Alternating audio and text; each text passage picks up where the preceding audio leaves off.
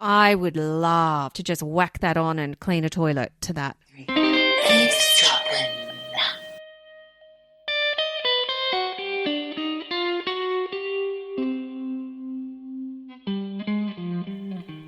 Oh, Michelle. Hello. Hello. Hello. How are you?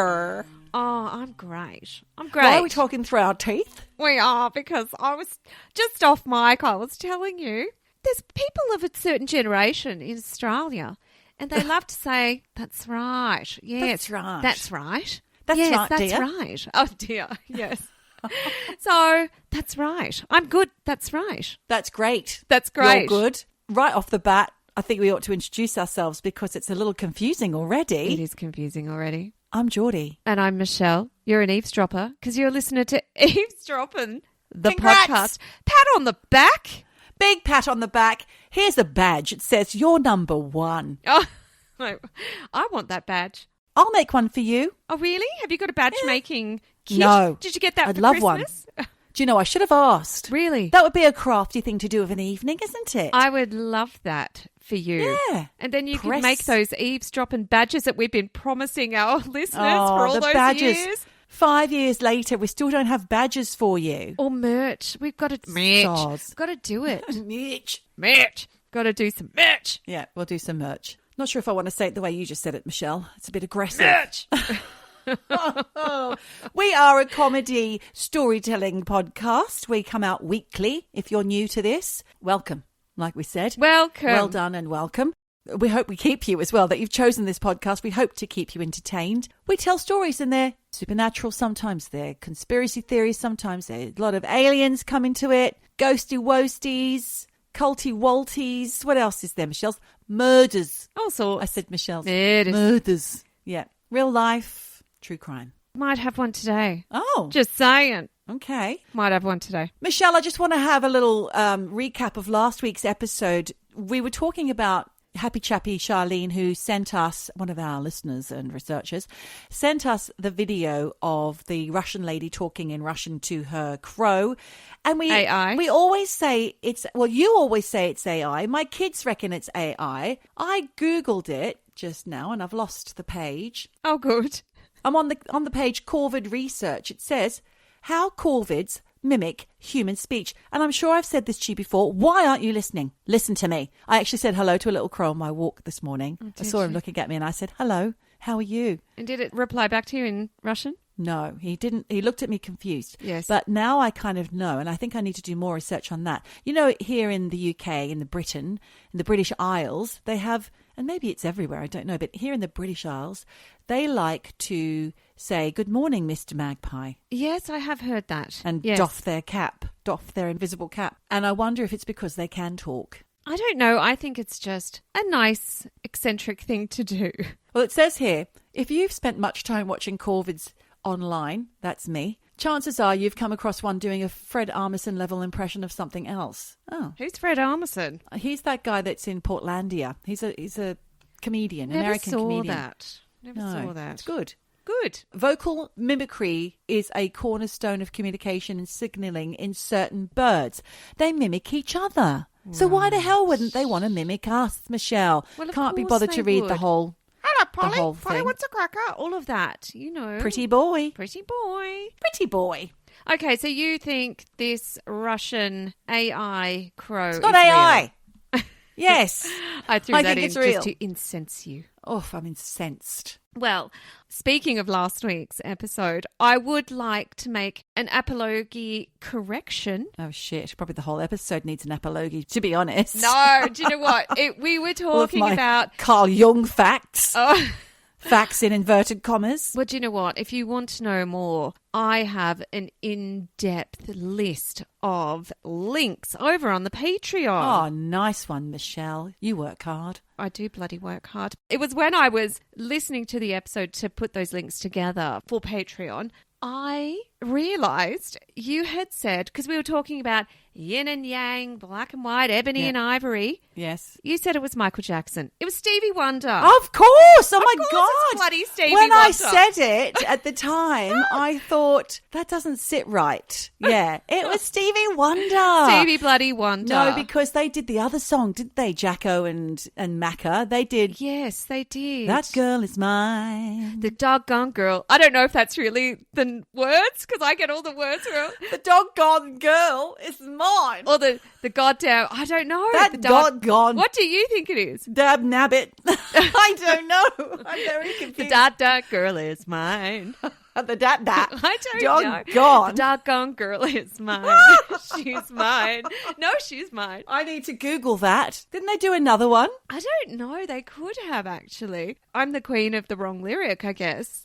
I didn't know this about myself. Things you learn when you're older about yourself. I'm going to posit a question. Yes. As in, dear agony aunt. Yes, it's doggone. It is doggone. It is Oh doggone. Sorry. Well, as I was singing it, I was thinking it couldn't be the doggone girl. The doggone. But there it is. What does it mean? Doesn't mean anything. Ridiculous. Really, they were just trying to fill up those beats, those syllables. Oh, I remember the other song now as well. Say what you want, but don't Play games with my erection. Oh!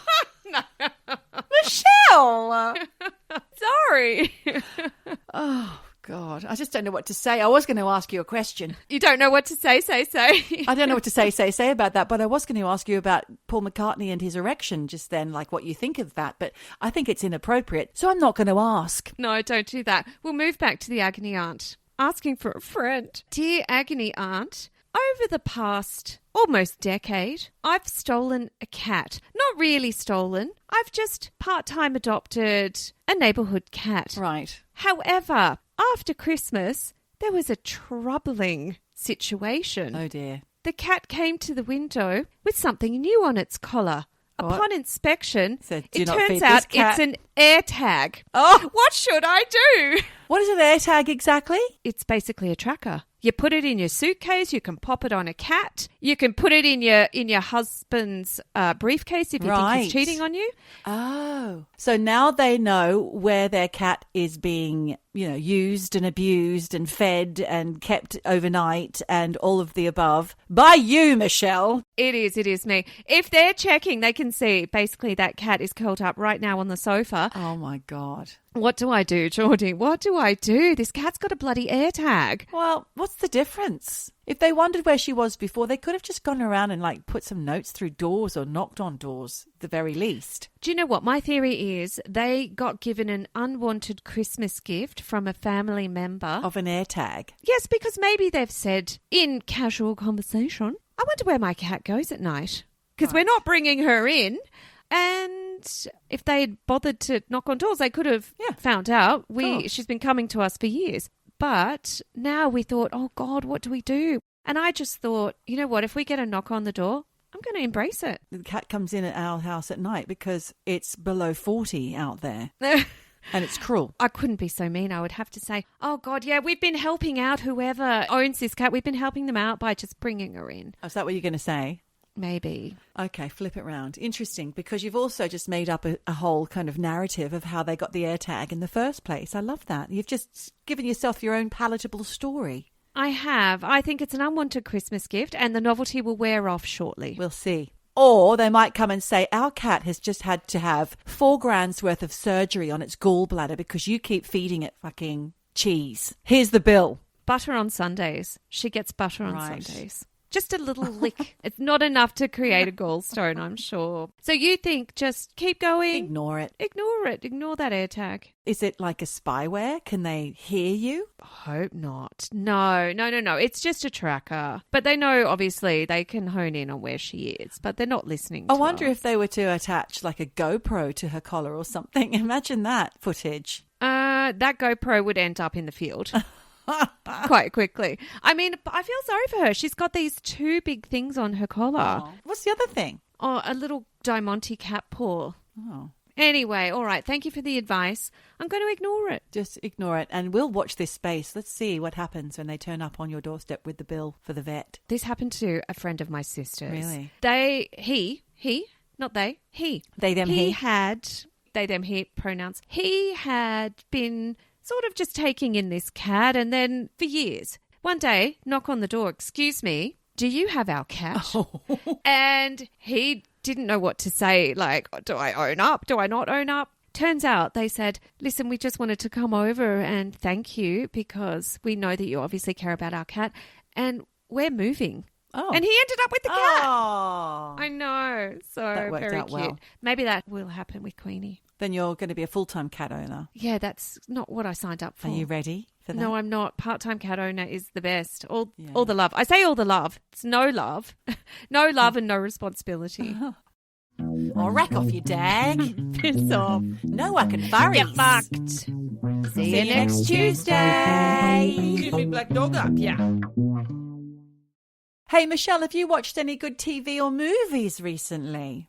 I have not had any time. I've been flat chat, as they say. Flat chat. Flat chat.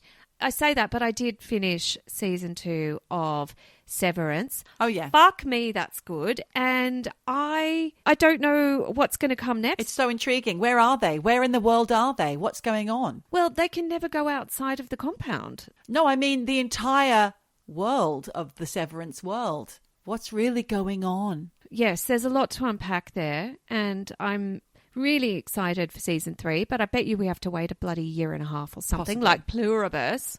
We will see. You've been watching any good telly? No, I haven't been watching TV because I've been busy, like you. Yes, very special, very important, very busy.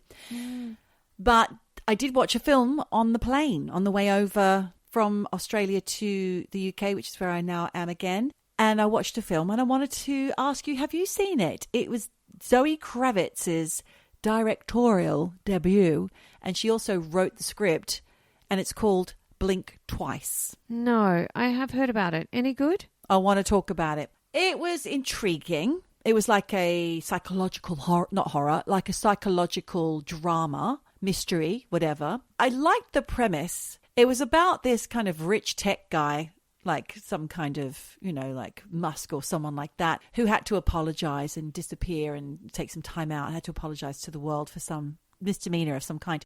And this little lovely waitress, cocktail waitress and nail technician and her friend who get excited and go to a do and then get invited back to his private island with all of the other lovely sexy ladies and interesting men. Great cast list. It's got people like Christian Slater and Haley Joel Osment, who is the little boy in I See Dead People. What's that film called again? My The favourite Sixth film? Sense. And The Sixth funny Sense. you should say that, because the other day Andreas did say, let's watch a movie. And he chose a movie and Oh, it was that one? No, it was Happy Gilmore 2. I've not seen Happy Gilmore 1. Oh, It's- why would you choose that? Because he Poor wanted to see it. choice. It's a golf movie Oh, God. with, what's that comedian? Adam Sandler. Yes, that's him. And Haley Joel Osment Is he in it? is in it. Yeah. I mean, he's tiny. He's my height. Is he? And he's round. He's a little Yeah, he's a little round boy. chubby guy. And he was in that as the arch enemy. And he was very good. Was he? Yes, he was. Okay. Just funny. Well, I was just looking at some reviews for this bloody film because obviously I've watched the edited version for the plane. It was good and I liked it and everything, but I was really annoyed by the ending. Really annoyed. Oh, okay. Yeah, really annoyed. What I'm happened? not going to tell you what happened. You haven't seen the film. That's spoilers, Michelle. Is it a wreck or an anti-wreck? I would say give it a go, but it's just not deep enough for me. I Okay. wanted it a bit deeper. That's all I'll say. Was it a bit Epstein's Island? Yes. Yeah, it's a common theme. Yeah. But this was done like a year or two ago. This is 2 years old, this film. Right. Well, speaking of Epstein Island Yes. and themes. I've just signed up For to James- Epstein's Island. What? Oh, Jesus. No, I haven't signed up to that. I've just signed up to Jane Beacon's book. I'm trying to get it. Fantastic. But It's digital. Kindle. I don't want I don't have a Kindle. I want a real one. I want a real book. Jane. I want to hold it, and I want it to literally be a page turner. I want to turn those literal pages. Me too, because, I've been involved with the book and it's fantastic. Really. It's so based in East London. Then you've got this whole kind of Epstein's Island scenario. It is fantastic. It's funny.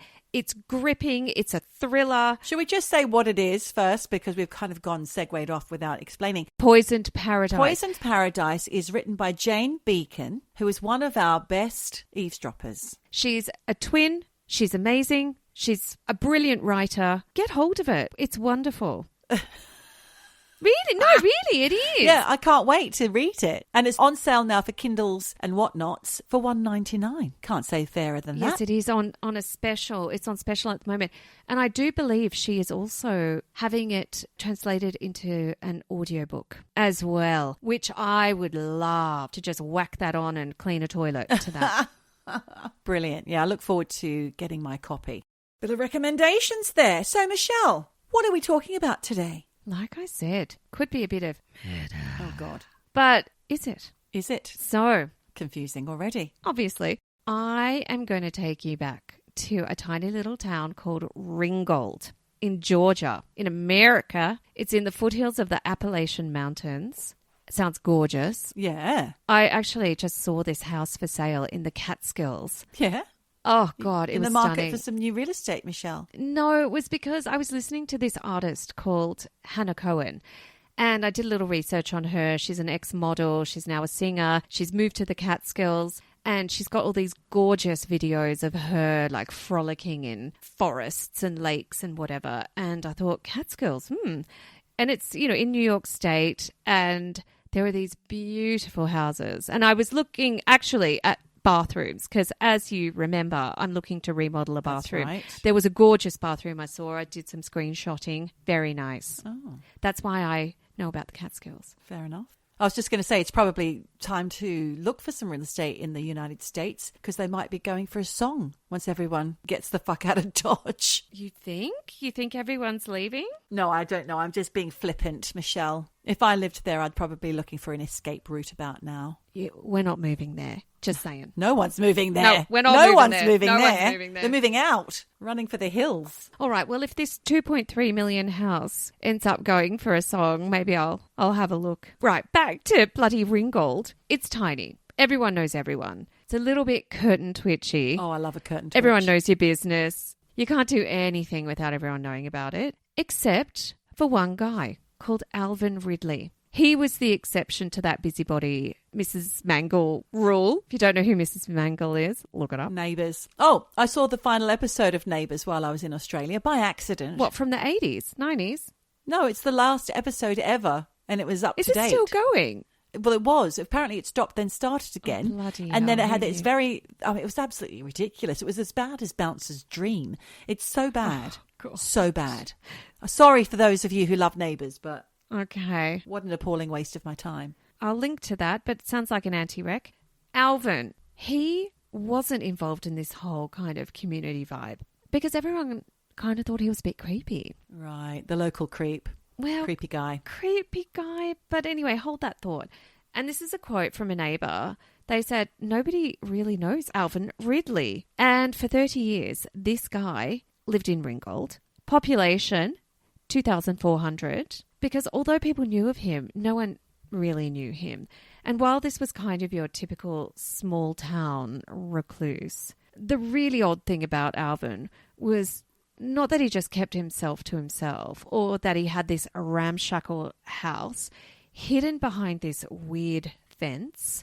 It was the fact that when his wife was found dead in the house, no one in Ringgold even knew she existed. Oh, no. Yeah. So, of course, this freaked everyone out. Oh, my God. Yeah. And because he didn't have any friends and the whole thing was kind of weird, the news of his wife's death spread like wildfire. Quote, based on the autopsy report, I believe to my heart that she was suffocated, said one investigator. So everyone in town had an opinion about this. Was he a murderer?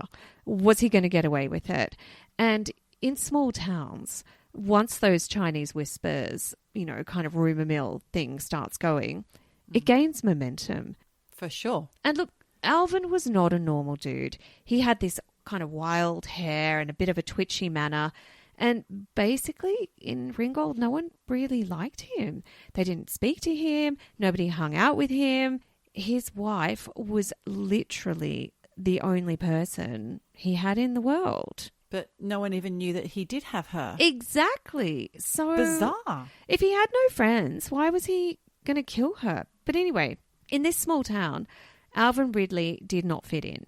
What's unique about Ringgold, one resident had commented, is that in this day and age, it's still a small town, and like any small town, it has its eccentrics.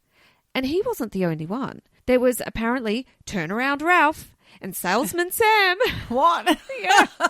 And these guys were all local characters. Turn around. Bright eyes. Turnaround Ralph. Why he was called Turnaround Ralph. I kind of love it though. They were all these local characters. And Alvin was in a league of his own though. By 1997, most of the town only knew him as the guy who used to fix televisions when TVs were horizontal hold and had snow and the colour wasn't quite right and things went fuzzy. And when that happened, you'd call up Alvin, and apparently he was very good at fixing these old school tellies. But he wasn't liked, and he did have a nickname. It wasn't Turnaround Ralph, it was Crazy Alvin. No. So that's a bit dear. sad. Apparently children would tease him outside his repair shop, and he'd mutter back little rants full of paranoid theories, usually about the police being out to get him, because Alvin was laser focused on the 1984 seizure of his 1977 Chevy van. So I'm not sure how it got to this, but one day a police officer was acting on what he thought was a valid court judgment to seize Alvin's van. Alvin successfully reversed that judgment and the seizure of his van, but when Officer Cripps tried to return that van to Alvin, he refused to take the car back, thinking that somehow not taking it back was bettering his legal position. Something in him snapped, and he spent the rest of his life thinking the police were out to get him and that there were conspiracy theories in town, out to get him, out to destroy him and his business. Eventually, his parents died, his TV shop failed, and Alvin retreated further from town life. He would make the odd appearance at the local flea market, flogging tube socks for cash. That whole sentence is gold, really. He'd make an appearance at the local flea market, flogging tube socks for cash. But otherwise, he just stayed inside his house at 134 Inman Street, which was sandwiched between a factory and a railway track. This sounds like a storybook. It sounds like something that somebody's written. Doesn't seem real. It doesn't seem real. But he was kind of the boogeyman in Ringgold. He would be used to scare children and a bit of the town oddball. And I think a bit of a Boo Radley type that just didn't have any friends and was used as the local weirdo. So we're going to jump to the 4th of October 1997 when, at 6:45 in the morning, Alvin, who did not have a phone in his house, got in his truck, drove to a payphone and called 911. "What's the problem?" asked the dispatcher. And he says, "I think my wife passed out." "Is she breathing?" "I don't think so," says Alvin. "Does she have any medical problems or anything?" "She's an epileptic." "Okay, but you don't think she's breathing?" "I don't think so. Please hurry." Now, I've heard the 911 call and he sounds concerned, but he is not freaking out. And considering he's just driven to a payphone and left his potentially dying wife on her own, to some people it sounded like he was speaking in a monotone and with no emotion. So when the emergency medical technician, Blake Hodge, arrived 5 minutes later, the first thing he saw was this weird fence around the house. And according to him, it was, quote, a restricting fence. Signs everywhere, no trespassing, beware of the dog. Inside the house, it was really old and musty smelling, and it stunk of cat piss. Oh, dear. In the living room was a bed, and on it was the body of a woman who Alvin said was his wife, 49-year-old Virginia. She wasn't breathing. There was no pulse. Quote, she was DOA without a doubt in my mind, said the ambulance guy, Blake Hodge. So the coroner, Venita Hollander, she was new to the job and, like everyone in town, had never heard of Virginia Ridley. Quote, she said, my initial thought was, what? Because I had never seen this person. You know, I'd seen Alvin hundreds of times out in public, seen his father, seen his mother, never seen the wife.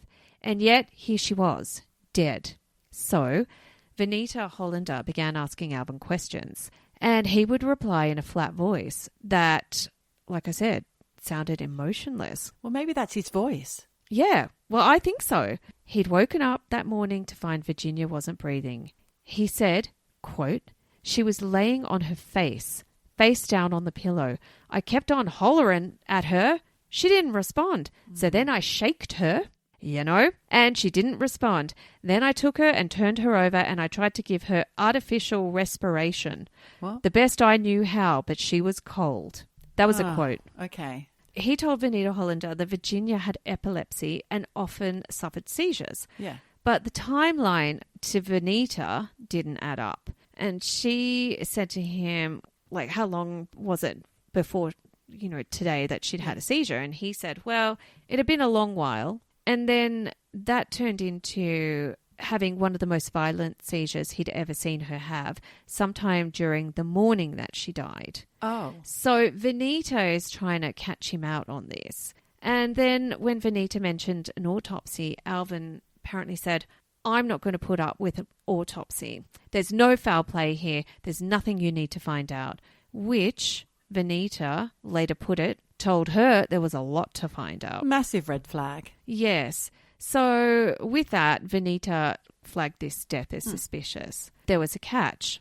No one could identify the body because Virginia was estranged from her own family. And when Venita finally tracked down her sister, Trixie Lacroix... Oh, see, more made-up names. That sounds like... Did you find this in the back of a Reader's Digest or something? Shut up. No.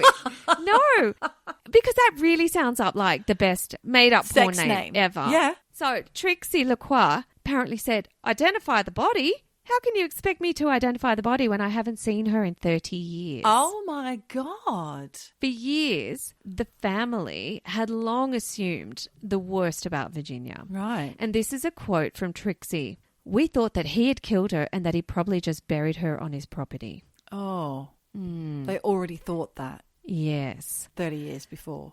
Yep. Wow. So Virginia's body was sent to the Georgia Bureau of Investigation's lab for autopsy. The medical examiner found petechial hemorrhages. They are small blood vessel breaks around the eyes and face. They are classic indicators of suffocation. And when you factor in that no one in town liked this guy, no one even knew he had a wife, the sister hadn't seen her for decades, and then her face has all of these blood vessel breaks. Yeah. The report concluded that Virginia Ridley had been murdered. So a guy called Detective Dan Bilbrey was assigned to the case. Bilbrey. Bilbrey. Another crazy name. Like the travelling Bilberries. Do you know what? It's Bilbrey. Like Bill Bray. He found Alvin's story quite weird right from the start. Quote, my first contact with Alvin, before we were able to ask any questions, was that he told us he didn't suffocate his wife and that she was bad about sleeping face down. Huh? She's bad about that, meaning she does it all the time. Yeah, and that it's bad for her. I don't think he's particularly well educated, and I don't think he has a particularly correct vocabulary. Yeah. The fact that he had said, I didn't suffocate my wife without being asked, Right. made Dan very suspicious. Another alarm bell goes off. Yep. So he tape recorded their second conversation, and Alvin apparently spoke in the same calm, detached tone. And he said, quote, I found several things odd. In listening to the tape, Alvin was very calm, not what you would typically expect to find when someone calls that their loved one of 30 years just passed away. Sure. But it was nearly impossible to investigate a woman who officially pretty much didn't exist. She had no tax declarations, no insurance, no national insurance, no friends, no family. She just had Alvin. So the last person known to have seen Virginia alive was Salesman Sam. Oh, step in, Salesman Sam. In 1976. In 1976? Yes. What was he doing? Selling?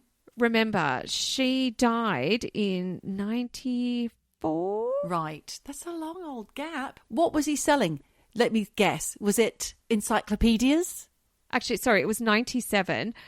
I don't know what he was selling. I'd like to think it was Tupperware. How about that? I don't know. Or Avon. Encyclopedias for me. I'm going to put that. I think it's probably encyclopedias. Yeah. You're right. It was pretty much 30 years since the last time someone had seen this woman. He said, quote, "I went on down to the store, and when I walked in there, his wife was standing over here. And he said, 'We've got some work we have to do.'" Apparently Alvin said that. And then Salesman Sam said, "Okay, I'll see you later." So I left. Oh, they said they had to do some work, so piss off. Well, I don't know. They're in the store. They're busy. So go away. They didn't want to talk to anyone. You don't want to buy no encyclopedias today. Yeah. Right. Piss off, Salesman Sam.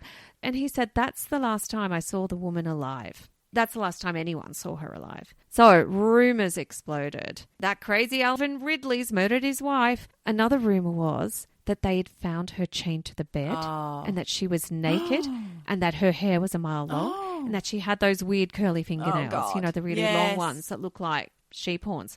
So by the time the papers got it, this story, Alvin was the local creep, you know, and the headlines were things like "Sicko holds wife hostage, then kills her."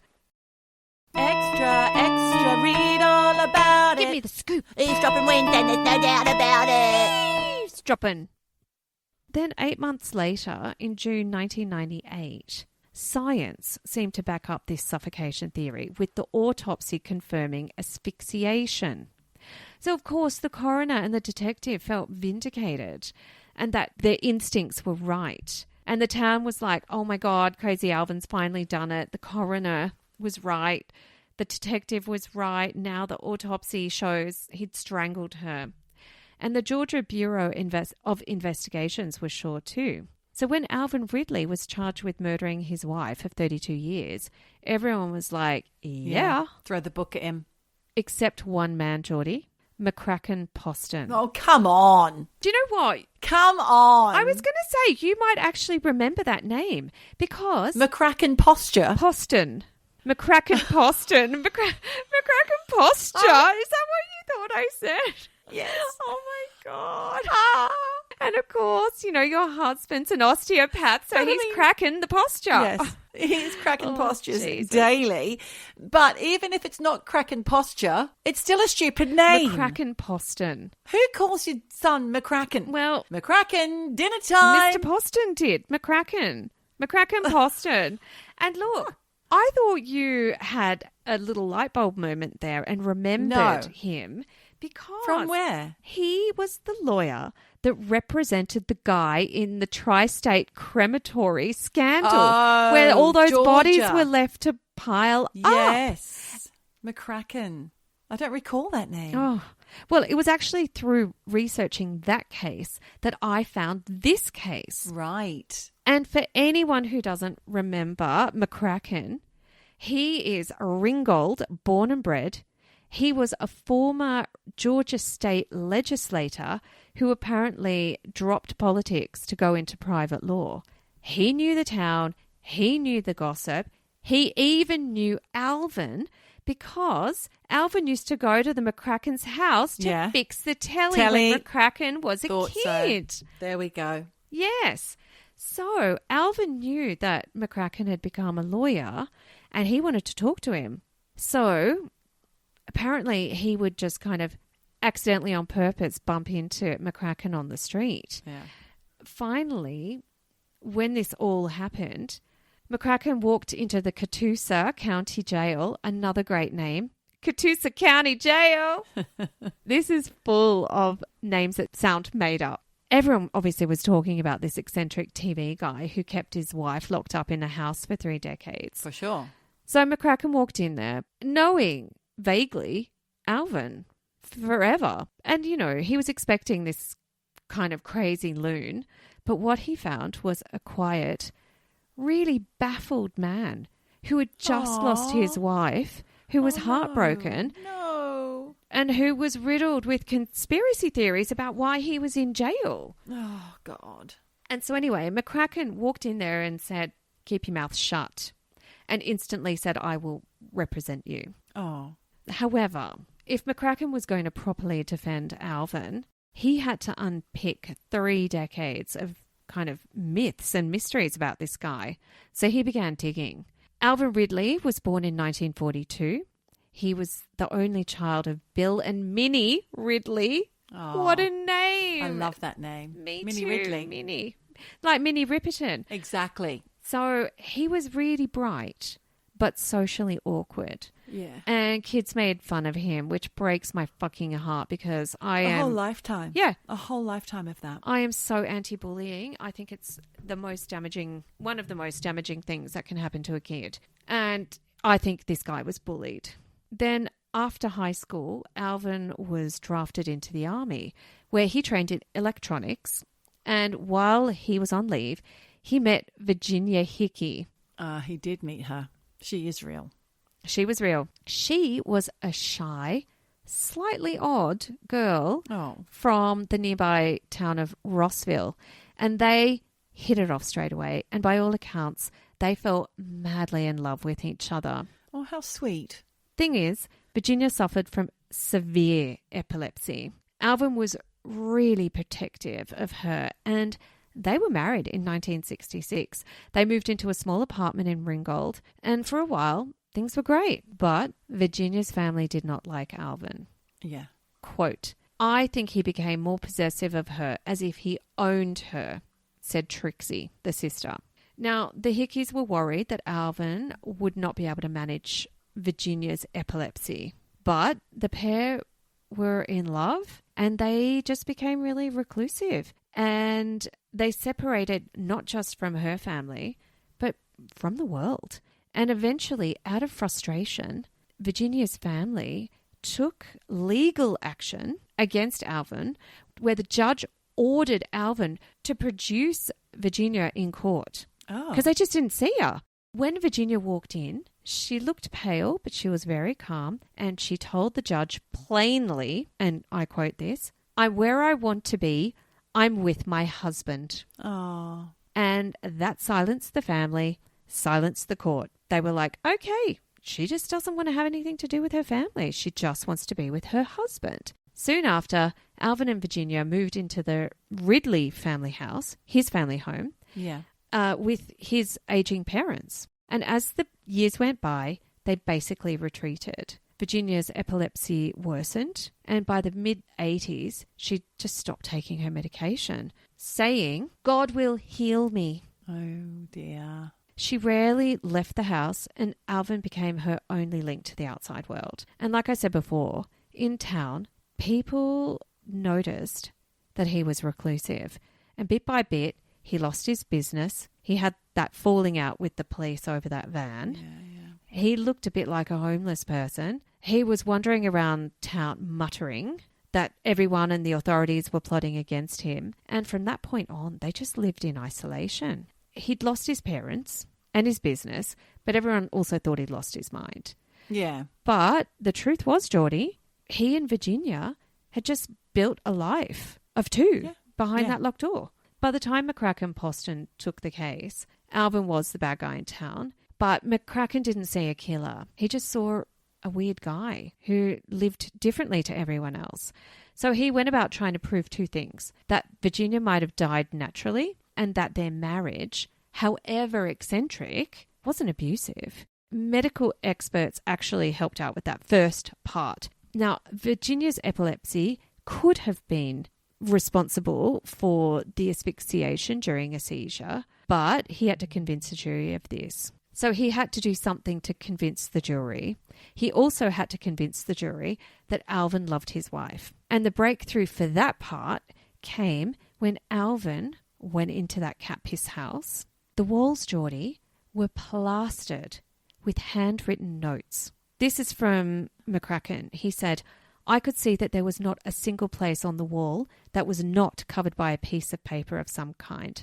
I asked Alvin, who did this? And he said, Virginia did. Yeah. She wrote all that. So for McCracken, this was proof of the mysterious wife's existence. As long as she wasn't saying things like, get me out of here. No, the notes were things like lists of ingredients for dinner. Oh, okay. Snippets of thoughts. Oh. Bible verses. She used it as her own little personal journal. Yep, a full cast list of the Waltons. Oh, good night, John boy. She wrote things like, I love that Alvin rode a motorbike today. Oh. Or she even explained things like why she skipped going to her father's funeral. She wrote notes about why she stopped taking her medicine. But hang on a second, because the police were in this house, not just McCracken. The police were there first. Yep. Pointing the finger. Yep. Obviously, if they'd done an investigation, they would have seen these notes and taken that into account. Well, they just wanted to see him as the bad guy. And McCracken just thought, my God, this is a woman who had her own opinions on things. And in the writings, he got a sense of it was her and Alvin against the world. Very much so, by the sound of it. And like you said, he thought, this is a diary. This is not a cry for help. This is this lady's diary. She's writing on the walls. Now, a neurologist later explained that Virginia likely had a condition called hypergraphia, which is a compulsion to write. And it's often seen in people with temporal lobe epilepsy. How intriguing. Yeah. I didn't know that. Me either. And for McCracken, that info was critical. Yes. Especially as nowhere did Virginia write in these notes that she was being abused, held against her will. In fact, they seemed to indicate that she was really happy in her weird little life inside that house. What it also meant was what everyone assumed was imprisonment began to just look like more kind of self-imposed seclusion. Exile, yeah. And this is a quote from McCracken. All along, Alvin had been telling me about a strange but simple love story. Two people fiercely protective of their privacy and deeply devoted to each other. And with all of those notes, finally, McCracken could prove that. So when the trial was set for January 1999, McCracken tried to get it moved out of Ringgold because he felt like there was no way there was a juror who wasn't biased against him. Didn't happen. He had to have it in Ringgold. So then he thought, right, if the jury already think of Alvin as crazy Alvin, I'm going to use it to my advantage. With that in mind, Alvin insisted on going every day to the trial, and he didn't help himself because he would bring 2 big suitcases carrying all of Virginia's notes into the court. Apparently these suitcases were really old and musty and cockroaches were running out of them into the courtroom. So people were just like, oh my God. Not a good look, Alvin. And the prosecution saw this weird guy, cockroaches running out of the suitcase, and thought, boom, slam dunk here, guy's a murderer. Oh, but you know what? Just because you're weird doesn't mean you're a murderer. But saying that, they had no motive for this murder. They tried to pin it on money, that she was a financial drain on him because of the epilepsy. And, of course, they had the science that said the hemorrhages indicated that he'd suffocated his wife. Except McCracken had something up his sleeve.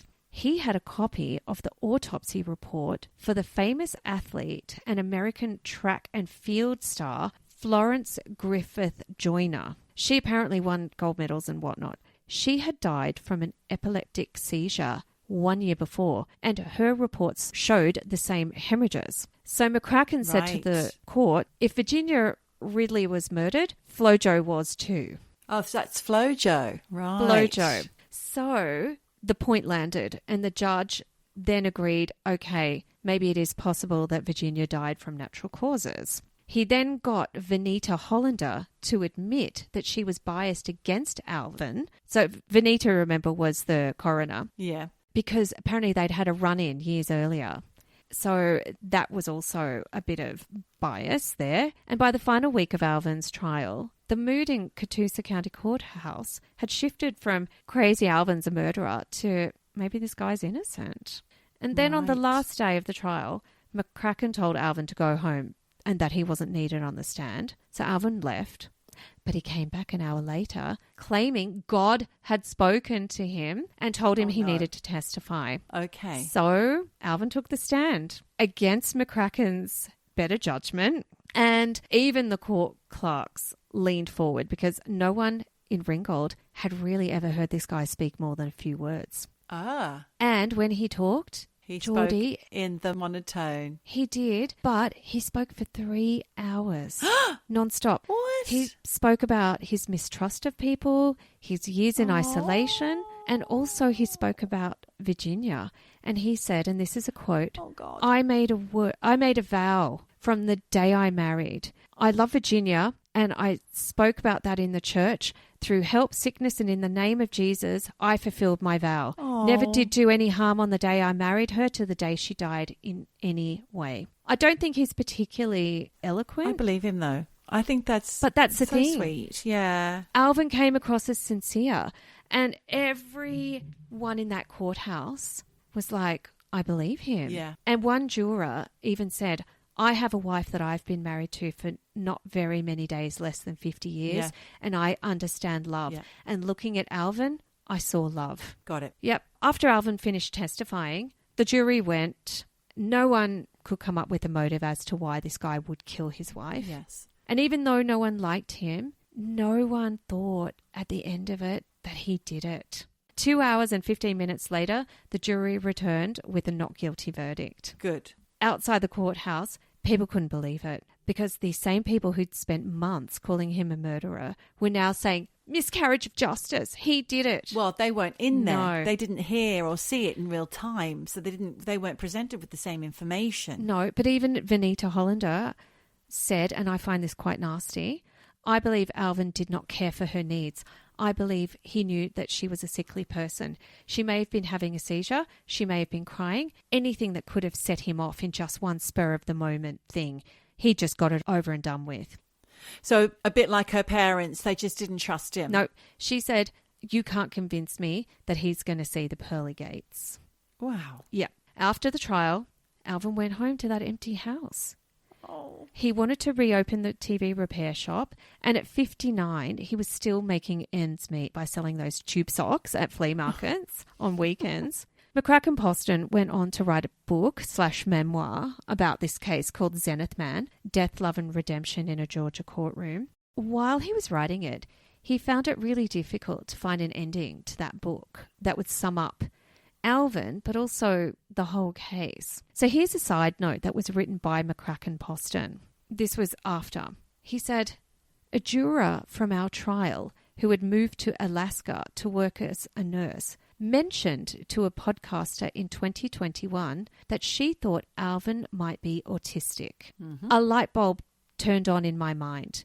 Within weeks, an expert on adult autism evaluated Alvin in Atlanta, and the testing showed that he was very much in the autism spectrum. The diagnosis gave me a new appreciation for the problems that Alvin had struggled with all his life and that had culminated in his murder trial. Yeah. It also gave me what I had sought for decades, an ending to my story. Yeah. I could at last explain Alvin, that others like him could have similar experiences with the justice system in the future, spurred me to action. So I think in framing his life with Virginia, using this lens of autism, 22 years after his trial, After the fact, yes. maybe that explains his paranoia, that he was in a loop about this van, you know? The obsession, His social withdrawal, obsession. Social withdrawal, absolutely, Yeah. all of the above. And you know what this makes me think, Michelle, is the amount of people who complain about, oh, everyone's got autism, oh, everyone's got ADHD. Well,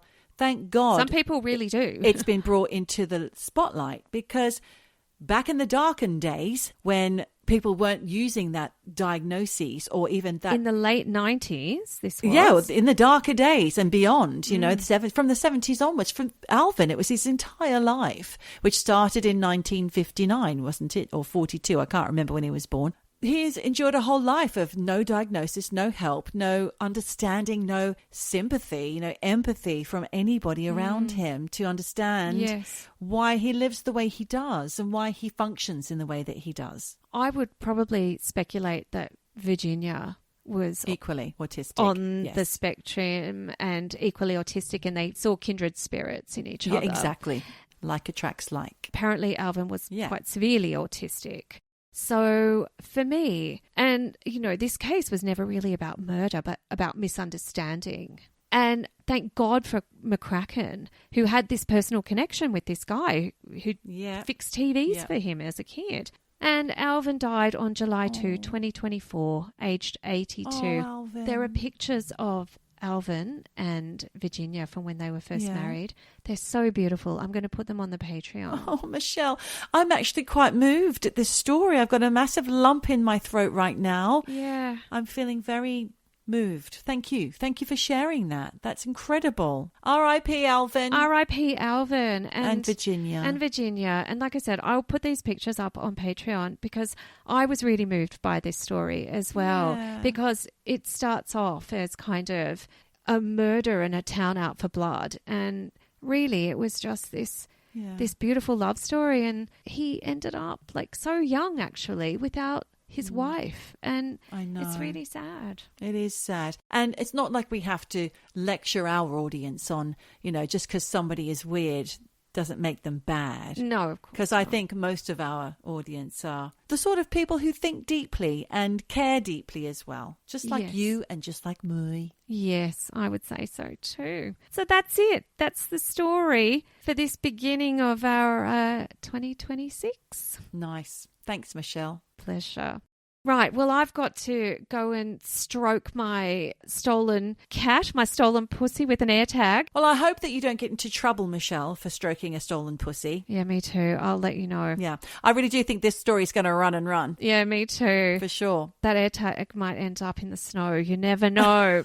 Ripped from the poor cat's neck. Exactly. Oh, well, listen, thank you for turning up today. Thank you for showing up for us and showing up for Alvin and Virginia as well. I think we'll be thinking about that story for a little while to come. Yes. And in the meantime, there's only 3 things left to say. Wherever you are. Whatever you do, just keep eavesdropping. Eavesdropping. Eavesdropping. Dropping. Eavesdropping. Dropping. Eavesdropping. Eavesdropping. Dropping. Eavesdropping. Eavesdropping.